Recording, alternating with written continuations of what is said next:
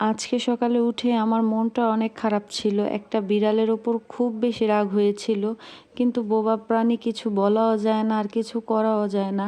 সকালে উঠে ফ্রেশ হয়ে দেখি যে আমার এতগুলা রুটি এই বিড়ালটা নষ্ট করে ফেলছে। প্যাকেট কিভাবে খামচি মাইরা খুইলা যে নষ্ট করছে সেই ভালো জানে। তাই 2টা রুটি আবার পাখিকে দিচ্ছিলাম আর ওগুলো সব ফেলে দিছি।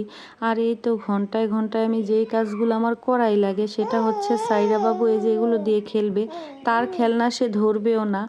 তারপর আবার এদিকে এই কাপড়গুলো ধুয়ে নেড়ে দিচ্ছিলাম বারান্দার মধ্যে।